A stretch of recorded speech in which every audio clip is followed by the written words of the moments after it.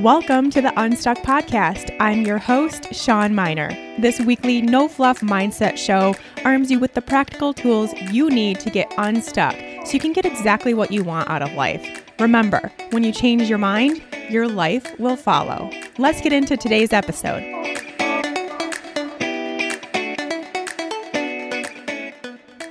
Hey there, friends. Thank you so much for joining me yet again on the Unstuck Podcast and another listener Q&A edition for our Tuesday episode, which you may know by now. You may not know if this is your first time tuning in. Tuesday episodes are anything goes episodes. All right, we are going to get into a very important topic, a question that I think many of you probably have if you have kind of been wanting to manifest a different body type or a weight loss or a weight gain, more fitness, whatever. If you are trying to manifest a change in your physical body, you may have a question like the one I'm going to answer today. Now, before we get into it, this is your last and final reminder to get yourself enrolled in the February class of the Unstuck Project. Get yourself in there. Get started on getting unstuck and actually doing this work. Let's do it together. I'll give you the tools. I'll give you the landscape. I'll give you everything you need to know. The why, the how, the what, all the stuff, all done for you in class. And you can do it on your own time. All I request is a few minutes a day. That's it. And you can be on this unstuck journey and in just 8 weeks, basically feel like a different person. That is open for enrollment right now. It is closing in just a few days. I want to say the 21st, whatever this Friday of this week is, February 21st, 2020, I believe. So if you're listening to this remotely close to when it airs, get on it, get in class, and get started. SeanMiner.com/unstuck. It is ready for you there. Now, this question is actually one that came up when I was doing a live Q&A coaching call for the ladies in the Unstuck class that, of course, I answered there, but I just felt like there are so many more people that need to hear this. And so bringing it to the podcast is obviously the next route to go to reach more people. So I'm going to share it here, the full question and my full answer. So here we go. This is from Becky. I understand that to move towards having a leaner body, I need to align my vibration with the feelings of actually living in that leaner body. I also understand that this will not come from efforting harder, we just talked about that, but instead from listening to my body. I've been trying to practice this for weeks, but with no progress. But this past week's Unstuck episode about why do I eat bread, which if you haven't listened to that, it is episode 21, I believe. It's a listener Q&A episode. Very good. It mentioned that the ego is even louder than the intuition, and that stuck out to me. I think my lack of progress these last few weeks is due to making decisions based on what my tricky ego has convinced me to do under the disguise of my intuition. For example, skipping a workout because I'm not feeling that motivated. So rather than force myself to do it because that would just be efforting harder, I don't. Or eating too much fruit, which I know will knock me out of ketosis and mean I don't feel as good, because I'm convinced that my intuition is telling me to do so. So my question is, what does it really mean from a practical standpoint to live and feel a vibration of a lean body before I actually accomplish this? Will I sometimes have to, quote unquote, force motivation to do things that I know my lean self will do? I know there's a balance here with faking the higher vibration with feelings until they are real. I think it is useful to point out two of my limiting beliefs. Weight loss is hard and requires a lifetime of struggle, And also, fruit is a trigger. My classic backstory, my mom spent her whole life dieting, and she told me, an overweight kid, that, quote unquote, I'd be perfect if only I lost weight, which she said with good intentions, but obviously the message was that I'm not enough. Thanks, Sean. All right. Can you see why I wanted to answer this here? We have so many things to discuss, so many topics here. Really, I want to dive into at least two, maybe more. We'll start with two and see where we go. The first thing is about intuition. And I know this is something that she was very confused about, the ego voice versus the intuitive voice. And how do you know which is which and which one to listen to? Or if it's just, kind of using that, like we talked about in the last episode 25, using that, well, I don't want to effort. I'm not supposed to effort. So therefore, I'm not going to take action. How is all of this coming up? And what I want to clear up for you right here, right now, is that, first of all, your intuition cannot guide you if you still have labels, limiting beliefs, or haven't tapped into what you really want. And we're going to go over that last piece in just a second, but let's get very clear on this. If you are still kind of going along with those limiting beliefs, and she does know what they are. She does have at least some of that figured out, where she thinks that weight loss is hard. It requires a lifetime of struggle. She's not enough. That's kind of the message that she has gotten through her past. That fruit is a trigger. She has all these stories. She can see them. But as you can tell by what she has said, she still has talk coming from those limiting beliefs. So still in the process, which is totally normal and totally natural, of kind of redesigning those beliefs and getting to the truth, getting down to what you really want to have stored instead of the beliefs that are currently stored and taking up space in your mind. Totally normal to have that as a process. And she's still in that process, which means she's still getting these thoughts that, yes, are ego thoughts. We know that because they're connected to those limiting beliefs. So, eating too much fruit. If she knows, and this is where it is from a place of intuition, if she knows for a fact, for sure, that eating fruit does not make her feel good, then of course your intuitive sense is going to guide you away from fruit, where your ego would guide you towards fruit, because there is that story that fruit is a trigger. So therefore you're always going to go towards the trigger.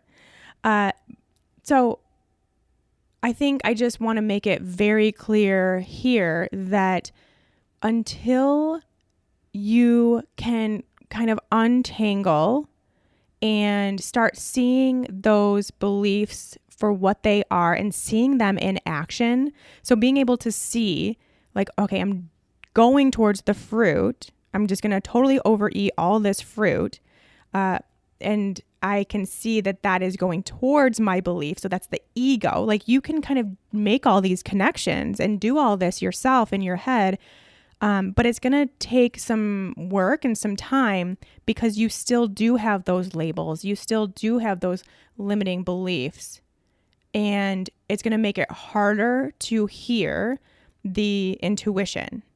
It's not going to guide you very well because your ego is still louder. So that's why we really, really, really have to take that work very seriously, of untangling those, unraveling the stories that you have, seeing them for what they are, having that kind of ego mean girl voice, have that be a thing that's not you. It's just that voice that you have in your head sometimes, and being able to separate yourself from it.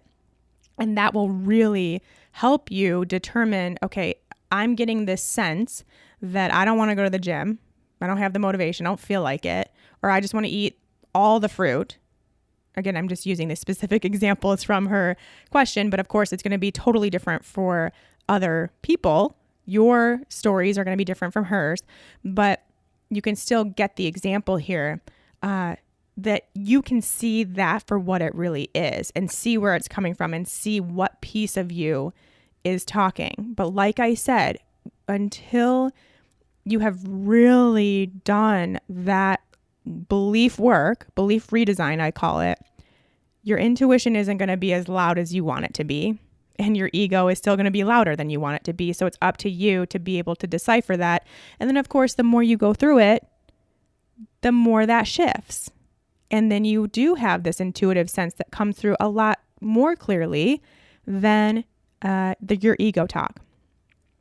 Now, the second thing I want to say about this first topic we're discussing, this intuition versus ego topic, is to remind you, again, we all know this, all of this, we're just being reminded, and I'm here to do that for you. Your intuition always knows what's best for you, what the best course of action for you in every moment is, which is why it's so cool. So in this case, if it would be better for you to rest instead of go to the gym and work out, then that's the message that it's going to send you. It's not going to send the message of you're not motivated, don't go to the gym. Instead, it would be either a feeling or a knowing, or maybe even words, even thoughts that come in a message of like rest would better serve you right now. Like, and you would just know that you need to rest, and you will go and actually rest, like in a very mindful practice of resting, because you know that's what your body needs. Or perhaps like you would get the sense that going out into nature and taking a walk and being in silence and hearing the birds and hearing the crunch under your feet is what you really need, instead of going to the loud, gross gym. Let's be honest, a lot of gyms are gross. So I just want to give that as an example of the difference in what your ego sounds like versus your intuition. Now, remember, your ego is always going to be kind of loud and obnoxious and rude. And, you know, it's that mean girl. We had a whole episode about this. Whereas your intuition is often going to be quiet and calm and peaceful, and not necessarily words or thoughts, but in feelings and just in a sense of knowing what is best. So that's what we can determine. Now, let me go through the example of eating the fruit. Now, is eating the fruit because you've become very present with yourself? And this goes, again, for any sort of intuitive eating we're trying to do, that you become present in that moment. Your intuition has guided you towards the fruit because that's like legit what your body needs as far as energy, as far as what would feel good mentally, physically, and emotionally. What would satisfy all of those is this bowl of fruit. Or is it because you still have the labels on the fruit as being quote unquote not keto? We had a whole episode about eating healthy becoming an unhealthy mindset. And this goes with this labeling of fruit, which is obviously one of the best foods on the planet as far as health, but also taste and all that good stuff makes us happy. But technically, quote unquote, not keto. But it was in my keto world, just FYI. So where is that coming from? Again, that would be an ego thing versus an intuition thing. And if you are truly present with your meal, with your food, if you're experiencing it on all levels, if you're fully tapped in and turned on in that moment, then you will know. You will know how many pieces of fruit you should eat, when you're satisfied, how it feels, if it's the right kind of fruit that would actually satisfy you in the moment, or maybe a piece of chicken would, or, you know, piece of bread, whatever. You will know all that. And so that's when it's like I mean, really, when she asked this question, she wouldn't have this question if she was using her intuition. You would know so clearly. You would never think twice about it if you were truly using your intuition. So that's where I wanted to go on the first topic to discuss with this like deep, heavy question we have here. Now, we need to get into the second point here, which still has some ego intuition talk. Going back to when I said that your intuition cannot guide you if you still have labels, the limiting beliefs, the stories, but also if you haven't tapped in to what you really want, not what you think you want, what you really want. So in this case for Becky, the reason her ego is so loud is because she still has made, quote unquote, getting a leaner body her mission. That's still what she thinks she wants. And that isn't a thing. That's not a thing. That's not a thing that the universe can connect with, can deliver, can get into alignment with. Remember, manifesting and attracting what you want, the law of attraction, comes because vibrational frequencies attract like frequencies. And our point of attraction is in the frequency of our emotions. So her question was, how do I experience living in a leaner body? So acting as if I'm living in a leaner body if I don't currently have it. But really, that's not the question at all, because the point here is not to try to, quote unquote, live the vibration of a lean body. That's not a thing. That's not an emotion we can have. And in fact, what it's really doing, and this is something I'm going to do a whole podcast episode about because this is very important, but what you're doing is you're just fueling that negative vibe, that lower frequency of vibration, because you're showing the universe that you're not currently accepting your reality. So by you wanting a leaner body, you are focusing on that leaner body instead of accepting the now. And that's a big, huge piece to the puzzle, to manifesting your desires, to connecting and communicating with the universe. So by making the point of attraction your leaner body that you want, you're actually working against yourself. And that is really important. So of course, what do? We find out what we really want. What does Becky really want? You have to find the vibration that you want and live that, which means you have to find the emotion that you are really looking for and do that. So, what do you really want that a leaner body will get you? I know this is hard. I talked to Becky afterwards and she's like, I don't know. So we have some more work to do, but we really need to understand this. This goes for anything that if you want like a tangible thing, like you want a boyfriend or a girlfriend, you want more money, you want $1 million in the bank, you want a new house, you want to go on vacation, whatever. What do you really want that thing will get you? Let's just say, based on Becky's story, that she wants to feel confident and worthy because she has the story that she's not enough. So the opposite would be that you're worthy and confident, you feel good. So now, of course, we work on getting into a vibrational match for confidence and worthiness. These are obviously high vibe emotions, high vibe feelings. And does that mean we always have to feel confident and worthy? No, of course not.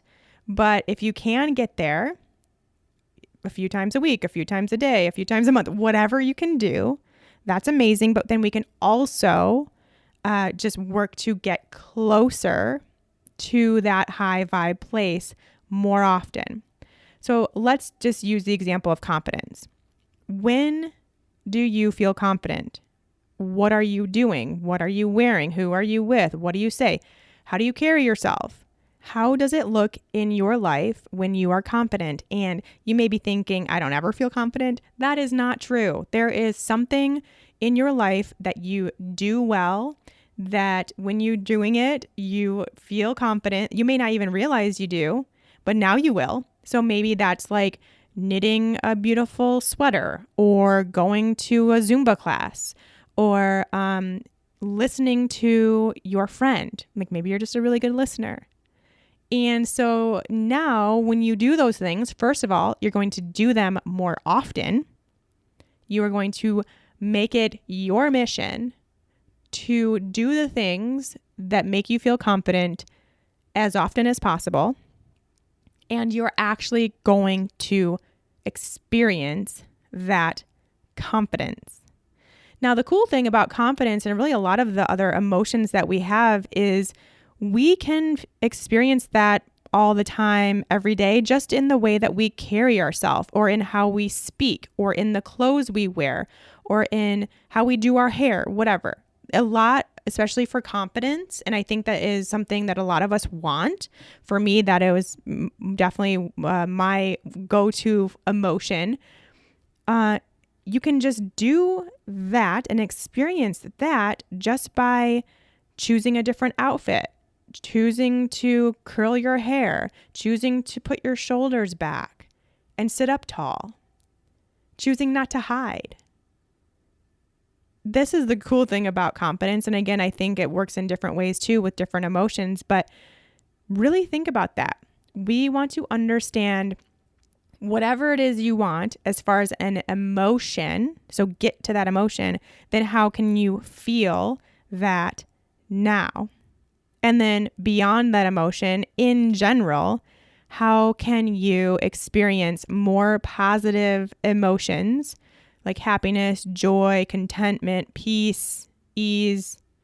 How can you experience more of that on a regular basis, regardless of what your body looks like?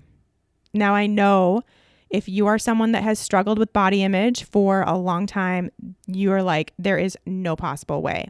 You are so tightly tied to what you look like that experiencing positive emotion before you look a different way doesn't seem possible.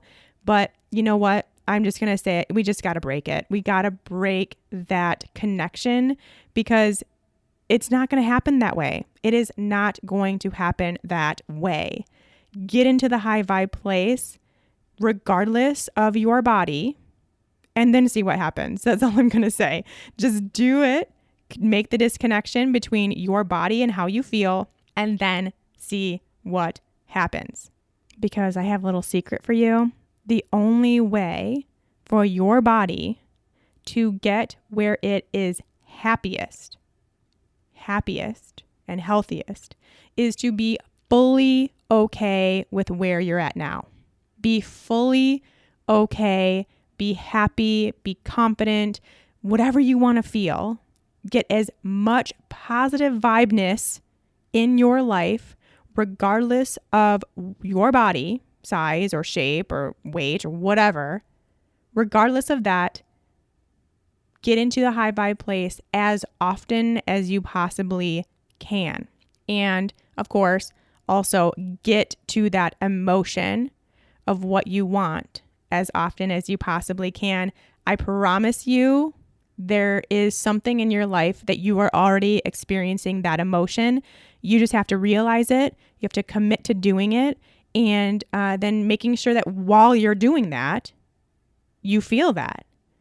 That when you do your hair, curl your hair and put on makeup and wear your best blouse and walk into your office with confidence, your head held high, shoulders back and down, that you feel confident, that you feel that is the emotion, that is the vibration you are experiencing.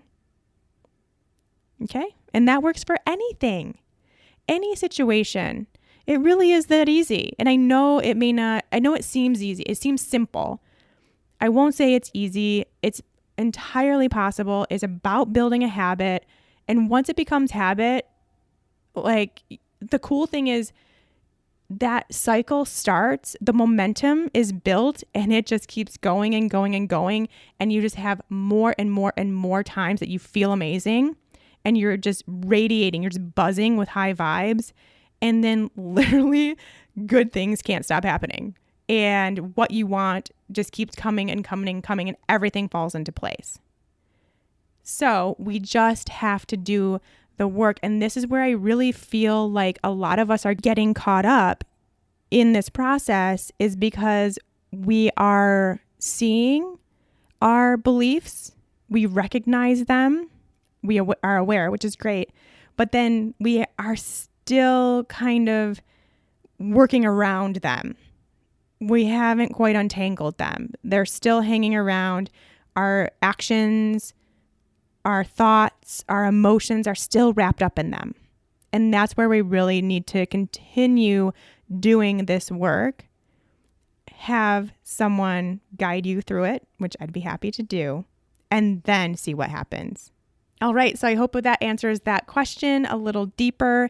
And I hope that if you are someone who can connect, again, not necessarily with wanting a leaner body, but like I said, any other situation, you've got to go for the emotion. Go there, feel it, let go of those beliefs, redesign them, see them for what they are. And then you really will tap into your intuition. Your ego will take a back seat. You'll feel all the feels, and life gets pretty amazing. Of course, if you want help with this, if now is the time, if your intuition is like, girl, you need to get on this, this is exactly what you need, I got you. The Unstuck Project, last call. I do not know when I'm going to open it again because we have some major changes going on. Nothing too major, don't worry, but more things requiring my energy coming up. So I don't know when it will run again. If it's your time, it's your time. Let's do it. SeanMiner.com/unstuck to get going on your unstuck journey today. And I can't wait to have you in class. Now, before we sign off, I am super excited about this. I don't know if you all remember, but back in the day, I kind of forgot about this, to be honest. I created a voicemail account for you to leave me your stories of getting unstuck as part of the mindset work that we're doing here. And I got my first voicemail. I'm so pumped. I get to share it with you all. It's so cool. I just love all these little ways that all of this is coming together for you. I get the messages over on Instagram, which if you don't already send me messages, go ahead and do so over on Instagram at Sean Miner.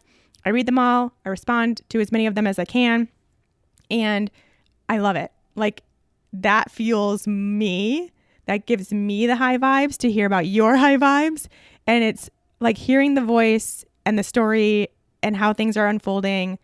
I love it. So if you have your own story, I just want to share this stuff because seeing the real life stuff is how we can get motivated and stay motivated and keep doing the work for ourselves, is when we hear other stories of real people doing the real work.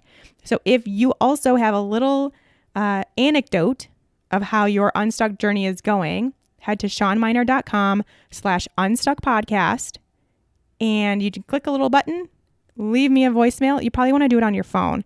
Leave me a voicemail. There's just a button right there, and I will share it on the show. So I have my first one today. I'm so excited. I want to hear more. Send me your stories. Let's listen to this. Hey, Sean, and all my unstuck friends. This is Micah in Durham, North Carolina, and I just wanted to share with you the amazing moment that I had this morning. So I woke up and checked the pattern app, and it was telling me basically how important self-love is, which of course I know, but something I'm working on. And I said, okay, I see you. And then I got on Instagram, was scrolling around, and almost every other post was about the importance of self-love. And I said, okay, universe, I hear you. So I decided that is what I would meditate on. So today I was meditating. And like I said, the universe told me to meditate on self-love, so I listened. When my mind was quiet, I asked myself, how do I find a place of self-love? How do I love myself? And my intuition eventually answered with one word, acceptance. I meditated on this idea of acceptance. How do I accept myself as who I am? How can I find self-love through acceptance? How do I even begin that journey to accept myself? What does it look like? What does it feel like? My intuition then answered, forgiveness. So I began to forgive. I forgave myself for all the diets I put my body through to try to attain an unreasonable goal. I forgave people for making negative comments about me and my body and tried to work on accepting and loving it because it's my body and it's supposed to be the way it is right now today, or I wouldn't exist as this person. I forgave my dad for making me believe that I wasn't worthy of love if I wasn't thin. I forgave myself for believing him and everyone else for believing I wasn't worthy. And I accepted that I was enough. And I accepted my body and my heart, that I am enough, that I am wonderful, I am worthy, I'm worthy of love, and I'm worthy of acceptance, not only from other people, but from myself. And I began to accept and embrace and love all of me while meditating and my flaws and everything. And of course, as I'm meditating, my eyes start filling with tears, but I just felt all this light and love pour from my soul, and I felt like I was really healing my heart. And I continued to forgive and accept and heal until I felt like I was at peace. So I just wanted to say thank you and thank Unstuck. How great was that? Oh, I love it. Love it. Love it. Again, if you have your own story, SeanMiner.com/unstuck. Thank you so much to Micah for sharing hers. And we will see you all next time. Until then, take care.